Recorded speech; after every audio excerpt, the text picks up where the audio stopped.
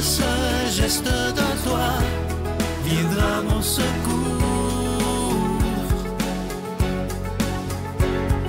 Viens semer dans mon âme le grain de l'amour. Je traverse un désert et je meurs de soif. Montre-moi le mystère qui garde la foi. Bonjour, bon 1er mars, en ce beau mardi. Bienvenue à votre émission La Victoire de l'amour. On va rejoindre pour sa chronique Brigitte Bédard et à l'homélie, ce sera le père Donald Thompson.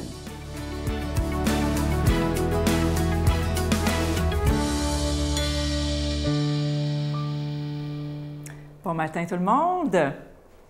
On continue avec Marie, prier comme Marie. Puis j'avais au cœur de vous partager son Magnificat, qu'on puisse le méditer ensemble. Même si on a juste un petit 3 minutes et demie ensemble, ça vaut la peine de le relire tous les jours. Je ne sais pas si parmi vous, il y en a qui font la liturgie des heures, mais la liturgie des heures, c'est la prière de tout au long du jour qui est dans l'Église depuis, mon Dieu, traditionnellement depuis l'année 530 à peu près. Donc, ça a fait ses preuves, la liturgie des heures. Et c'est des prières tout au long de la journée qui nous fait demeurer dans le Seigneur. Parce que l'idée, c'est ça. L'idée de la prière, c'est de vraiment toujours être de plus en plus dans cette relation avec le Seigneur. Le Magnificat, ça se trouve dans l'Évangile de Luc, au chapitre 1, au tout début, et c'est le verset 46 à 56. On va le lire ensemble. C'est vraiment la prière de Marie qui va visiter sa cousine Élisabeth et qui n'en revient pas là, de ce qui lui arrive, et elle veut juste le partager à sa cousine. Et ça va avoir l'effet de faire bondir Jean le Baptiste dans le ventre d'Élisabeth. Donc, c'est une prière qui est très puissante, pas juste il y a 2000 ans, là, maintenant. Hein? Maintenant, c'est une prière très puissante qui nous fait vivre dans cette volonté divine de Dieu, qui nous fait vivre sa vie divine maintenant, si on le veut. Il suffit de le demander. Mon âme exalte le Seigneur. Exulte mon esprit en Dieu, mon Sauveur. Il s'est penché sur son humble servante. Désormais, tous les âges me diront bienheureuse. Le Puissant fit pour moi des merveilles. Saint est son nom. Son amour s'étend d'âge en âge sur ceux qui le craignent. Déployant la force de son bras, il disperse les superbes. Déployant la force de son bras, il disperse les superbes, les orgueilleux, il les disperse. Il renverse les puissants de leur trône. Il élève les humbles.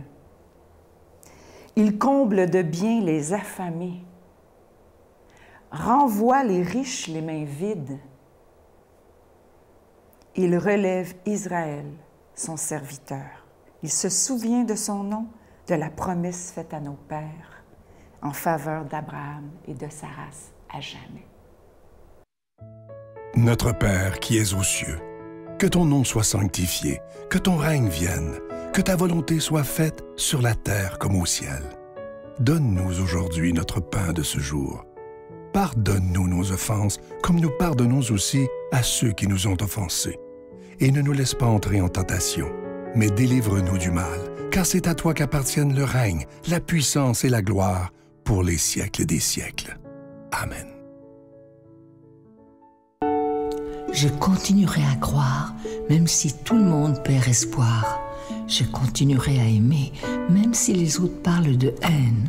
Je continuerai à construire, même si les autres détruisent. Je continuerai à parler de paix, même au milieu d'une guerre. Je dessinerai des sourires sur des visages en larmes et je tendrai les bras à ceux qui se sentent épuisés. Oui, je continuerai à croire. Pour le mois de mars, le mois du Carême 2022, je vous propose de faire un don, mais sans rien attendre en retour. Vous savez que si on se donne les moyens tout ensemble, de donner des moyens au bien afin qu'ils puissent se répandre, ça va être extraordinaire. Parce que vous savez, dans notre société, le mal a tous les moyens à sa disposition. Mais il serait temps et grand temps que le bien ait aussi tous les moyens possibles pour se répandre. Et ça sera grâce à chacun et chacune d'entre vous. Merci de tout cœur de votre don spécial du Carême 2022. Je vous donne l'adresse, la Victoire de l'Amour, case postale 120, succursale Boucherville à Boucherville, le J4B 5E6, je vous la redonne. La Victoire de l'Amour, case postale 120, succursale Boucherville à Boucherville, le J4B 5E6. Également par téléphone, par carte de crédit du lundi au vendredi de 8h30 à 16h30 dans le 514-523-4433, 523-4433 ou sans frais le 1-888-811-9291, 1-888-811-9291 et aussi sur notre site Internet. Vous savez que c'est une façon très rapide, sécuritaire et efficace de faire votre don, le www.lavictoiredelamour.org. Alors, je vous rappelle, la proposition, c'est de faire un don pour le Carême 2022. Un don, mais on n'attend rien en retour. Simplement pour que le bien puisse se répandre parce que ensemble, tout est possible. Merci de tout mon cœur. Et je vous rappelle également que vous recevrez un reçu pour fin d'impôt pour tous les dons que vous aurez faits en 2022. Merci de votre prière en ce carême et merci de votre offrande spéciale du Carême 2022.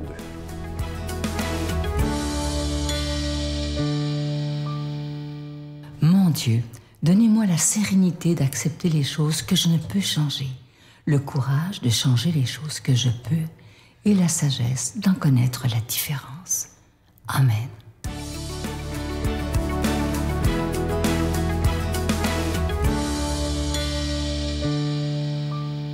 Bon matin, 1er mars déjà. Donc, l'Évangile d'aujourd'hui, c'est dans Saint Marc, chapitre 10, versets 28 à 31. En ce temps-là, Pierre se mit à dire à Jésus, « Voici que nous avons tout quitté pour te suivre. » Jésus déclara, « Amen, je vous le dis, nul n'aura quitté à cause de moi et de l'Évangile une maison, des frères, des sœurs, une mère, un père, des enfants ou une terre, sans qu'il reçoive en ce temps déjà le centuple, maison, frères, sœurs, mère, enfants et terre, avec des persécutions, et dans le monde à venir, la vie éternelle.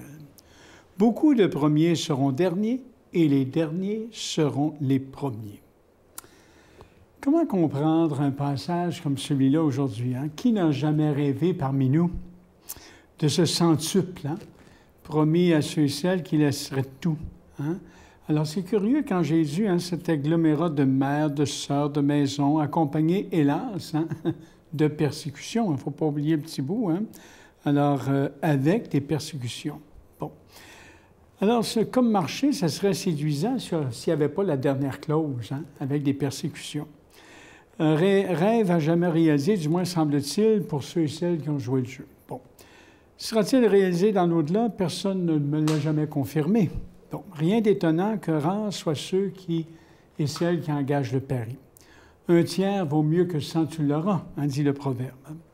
Alors, cette promesse de Pierre que Jésus fait aujourd'hui et à Pierre est assez semblable, c'est une promesse prophétique de ce que sera la communauté des chrétiens et des chrétiennes qui vivront les valeurs annoncées par Jésus. Ce n'est pas l'annonce d'une récompense 100 fois plus grande que ce que l'on aura quitté, bien sûr. C'est la description anticipée, si vous voulez, des communautés qui naîtront de ceux et de celles qui auront élargi leur cœur à la mesure de l'univers, de ceux et celles, finalement, pour qui la fraternité et l'amour ne se limiteront pas à la famille, au patelin, mais à tous les hommes et femmes, quel que soit ou qui ils soient. Nous avons ici la description, vous voyez, prophétique de l'Église, hein, la communauté des croyants, de cette famille universelle. C'est ça qu'on dit souvent catholique, ce qui veut dire universel. Hein. Alors, de cette famille universelle où la fraternité, si vous voulez, n'exclut pas. Alors, Église, famille de fils et de filles de Dieu, qui n'atteindra, bien sûr, sa pleine perfection le jour où nous serons qu'un dans le Christ, comme dit l'apôtre Paul dans ses lettres, dans ce temps qu'on appelle les temps derniers. Alors, cette Église, communauté sans frontières, est déjà réalisée aujourd'hui, hein, dans les persécutions. C'est pas facile actuellement d'être croyant, croyante, j'en conviens avec vous. Hein, dans notre monde actuel, hein, on est décrié à chaque jour, toutes sortes de réactions. Hein, c'est pas facile de dire, ben moi, je suis encore croyant, je crois au Christ, je vis ma foi en Église, en communauté de croyants. Ah oui, ah oui. Donc, on reçoit toutes sortes de réactions, hein, un peu bizarres. Hein. Alors, c'est pas facile, il y a une croix, hein, voyez-vous, mais c'est aussi, on vit ça dans la joie parce que c'est la manière voulue par le Christ, on est habité par lui. Et cette Église, communauté de frères, de sœurs, de toute race, de maisons de tout style, de chants, de toute culture, si vous voulez, si je reprends les termes de l'Évangile, c'est vraiment le centuple de nos amours de chair, hein, de gens qu'on connaît, de nos petits milieux, si exaltants soit-il, bien sûr. Alors, ce n'est pas le rejet de nos fraternités locales, loin de là, mais c'est leur extension, hein, à une dimension plus large.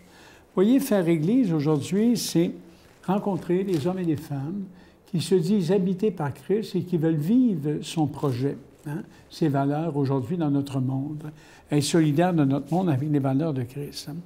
Alors, c'est un peu normal que Pierre, ici, a été pris de panique. Hein. Alors, lui qui avait tout quitté pour suivre Jésus, alors Jésus le réconforte, hein, et le rassure. Il montre tout d'abord que Pierre a trouvé au centuple ce qu'il a laissé, voyez? Alors, la parole de Jésus tourne le disciple vers la communauté, tout le temps vers la communauté, lentement, qui s'est formée lentement autour du Maître. Il continue aujourd'hui encore de se former, malgré les persécutions. Elle est le centuple en frères, en sœurs donnés, en soutien offert, en accueil accordé. Alors, voyez-vous, dans une perspective comme celle-là, qui ne se limite pas au groupe apostolique, hein, mais qui s'ouvre à la suite des temps. Hein, nous nous sentons notre tour vivement interpellés aujourd'hui par l'Évangile sur notre manière de voir l'Église, communauté chrétienne, au sein de laquelle on s'insère pour vivre notre foi. Ça devient un support. Hein. Vous savez, le mot religion, religérer, veut dire se relier à quelqu'un. Alors, je demande aujourd'hui qu'il vous bénisse. C'est lui le Maître, le Père, le Fils et l'Esprit Saint. Amen. Je vous souhaite une excellente journée. Je vous salue Marie, pleine de grâce. Le Seigneur est avec vous. Vous êtes bénie entre toutes les femmes, et Jésus, le fruit de vos entrailles, est béni. Sainte Marie, Mère de Dieu, priez pour nous pécheurs, maintenant et à l'heure de notre mort. Amen.